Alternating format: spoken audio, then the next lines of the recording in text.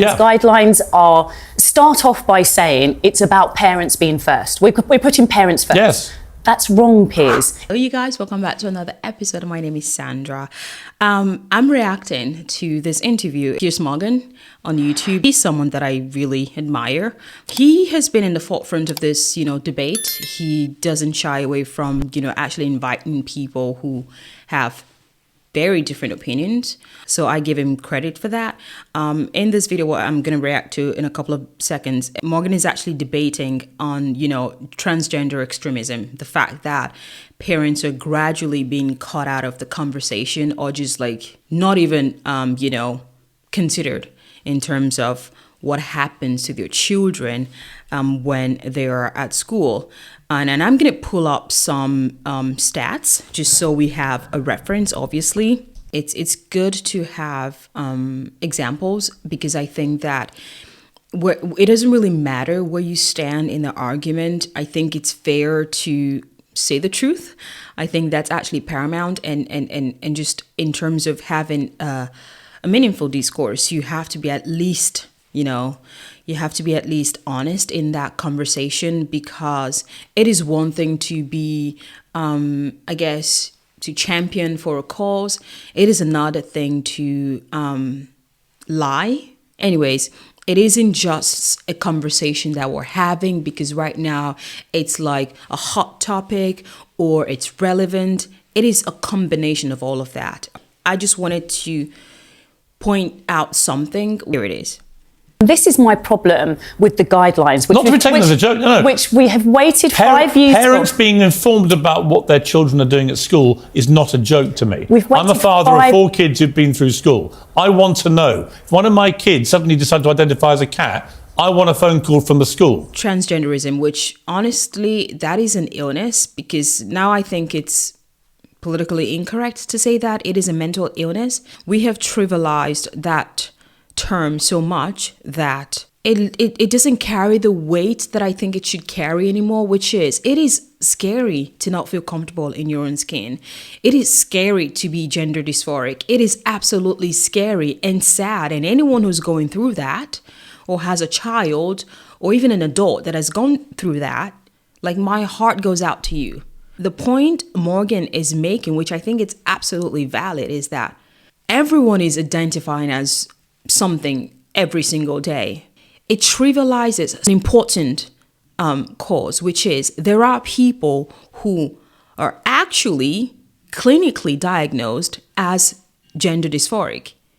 But if every 14-year-old at a private school comes out and say, I'm gender dysphoric, or I don't feel comfortable in my skin, and that constantly keeps happening, you have to ask a legitimate question, which is, how much of all of this is actually true?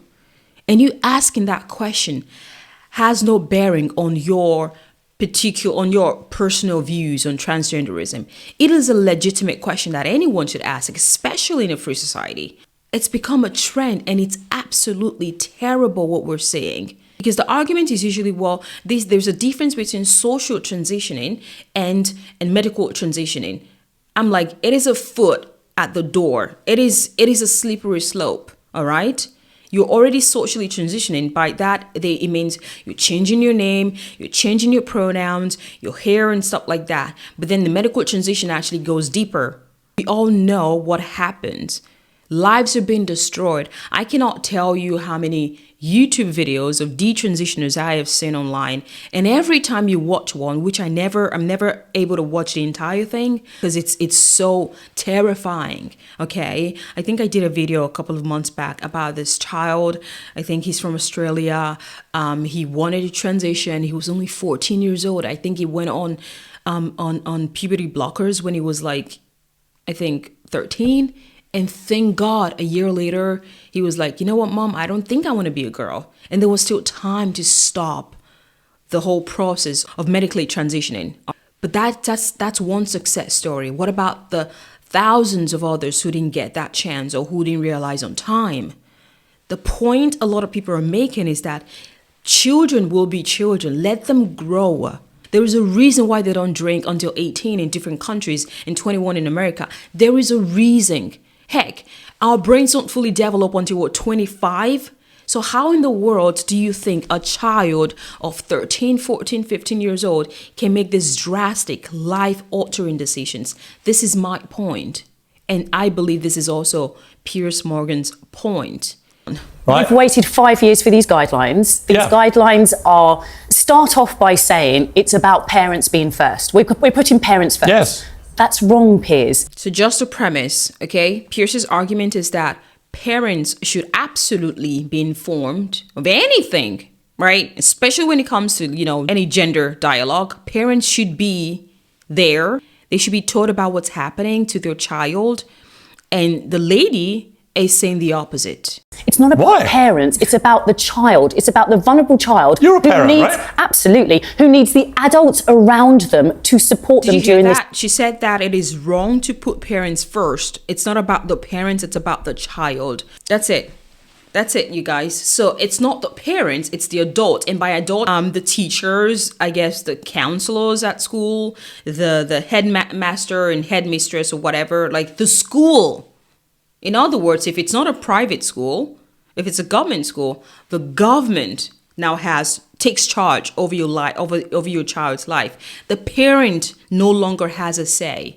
If that is not scary, I don't know what is. Honestly. Need is for the child who is vulnerable to be told, no, the parent comes first. That's the wrong approach. No, the parent does come first until the child is an adult. So for me, this is very straightforward. I do not think children should be encouraged to take decisions that they may come to regret very dreadfully. A lot of this stuff is as we saw at the Tavistock clinic, right, Ava? But these are the arguments. I mean, up until 2 years ago, this was the norm. Like, parents get to decide. It's their child, right? They get to decide. That is their role. By the way, it is a God-given role because not everybody are parents, right? At the moment you have a child, whether you birthed that child or you adopted that child, you're responsible legally for that child, okay? Socially, like in all aspects, until they become adults. Like that's it. A functioning society knows better than to leave a child to their own demise and say, you can do whatever you want to do. It's your life and blah, blah, blah.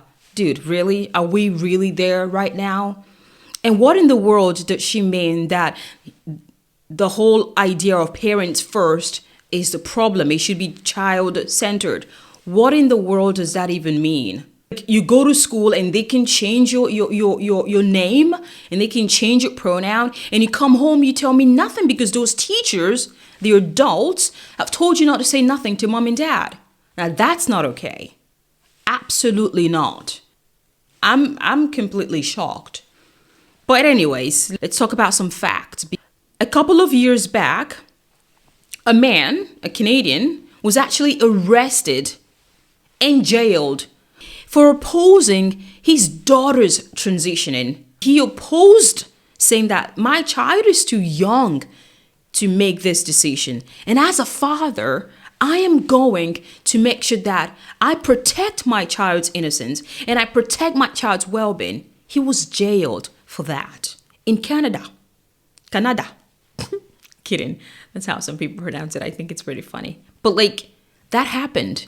And he was fined thousands of Canadian dollars. Like, that is insane to me to think about the fact that that actually happened in a democratic country. The argument becomes what putting the child's well-being first. Are you now? Please present the facts to people and trust that they're wise and smart enough to make a concise decision. But it has to be a well-formed opinion after they've seen the fact. Don't give them one side of the story. Thank you. As always, like this video, share it, and obviously subscribe to my channel if you haven't already done that. I think that we need more conversation and less censoring.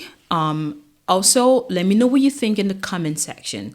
All right, I'll see you all in the next video. Have a good day now. Bye.